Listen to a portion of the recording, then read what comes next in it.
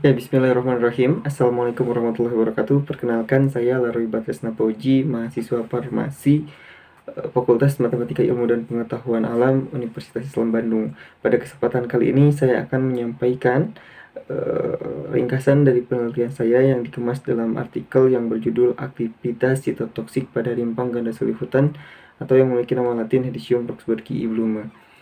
Ya, Indonesia dikenal sebagai negara dengan kekayaan alamnya yang sudah diakui oleh dunia. Tumbuhan menjadi bagian dari kekayaan alam hayati sehingga Indonesia termasuk salah satu negara mega biodiversity terbesar di dunia. Berbagai pengembangan terhadap tumbuhan yang ada di Indonesia masih terus diupayakan, termasuk terhadap tumbuhan-tumbuhan liar yang diketahui potensinya dapat berkhasiat sebagai obat. Tumbuhan dengan khasiat obat ini menjadi pilihan yang sering digunakan masyarakat Indonesia secara turun-temurun dalam mengobati suatu penyakit, termasuk di dalamnya pemanfaatan terhadap suku Zingiberaceae yang tentunya dalam dunia penelitian suku Zingiberaceae ini sudah banyak dilakukan pengembangannya. Nah, tumbuhan ganda suli hutan ini termasuk ke dalam suku Zingiberaceae juga yang memiliki marga Hedicium. Tumbuhan ganda suli hutan diketahui pemanfaatannya di bidang pengobatan dan penelitian masih terbatas. Namun pada rimpang tumbuhan ganda suli hutan ini diperkirakan terkandung senyawa yang memiliki aktivitas potensi sitotoksik. Menurut studi kematoksonomi yang pernah dilakukan terhadap rimpang marga Hedicium, senyawa metabolit sekunder yang berpotensi memiliki aktivitas sitotoksik ditunjukkan dengan adanya kandungan diterpen dari jenis senyawa coronarinde atau lab dan diterpen yang terkandung pada jenis rimpang dengan marga Hedicium. Oleh karena itu, pada rimpang tumbuhan ganda suli hutan diperkirakan mengandung senyawa yang sama dan dapat berpotensi memiliki aktivitas sitotoksik. Merujuk latar belakang yang telah disebutkan tadi, tumbuhan ganda suli hutan diperkirakan mengandung senyawa berkhasiat obat dengan aktivitas farmakologinya yaitu potensi aktivitas sitotoksik.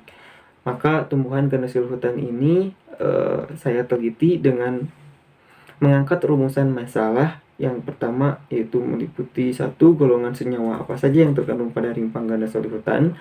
2. Berapa jumlah rendemen ekstrak yang dihasilkan.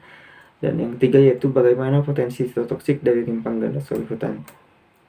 Berdasarkan dari potensi tumbuhan ganda suli hutan yang tadi disebutkan yaitu memiliki aktivitas sitotoksik, maka penelitian ini dilakukan untuk mengetahui atau menjawab dari rumusan masalah yang telah dirumuskan dengan tujuan yang pertama yaitu mengetahui golongan-golongan senyawa yang terkandung dalam rimpang ganda suli hutan.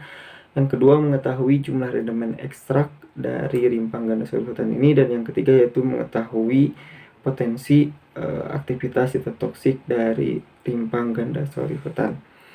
Nah, penelitian ini terdiri dari tahap pengumpulan sampel, determinasi tumbuhan, pembuatan simplisia, penapisan fitokimia, proses ekstraksi, dan uji aktivitas sitotoksik. Hasil dari uji sitotoksik dengan metode BSLT ini diperoleh nilai LC50 sebesar 117,21 ppm. Berdasarkan nilai ini menunjukkan bahwa rimpang ganda suli hutan memiliki aktivitas sitotoksik dengan hasil nilai LC50 yang dihasilkan yaitu sebesar 117,21 ppm menunjukkan bahwa ekstrak rimpang ganda suli hutan berpotensi sebagai sitotoksik dari pengujian yang telah dilakukan dengan metode BSLT. Nah, diharapkan dari data yang didapatkan melalui penelitian ini dapat menjadi referensi untuk digunakan dalam pengembangan baik itu standar mutu dari rimpang ganda suli hutan atau pengembangan untuk tumbuhan ganda suli hutan ini kedepannya dijadikan sebagai tumbuhan yang berkhasiat sebagai obat.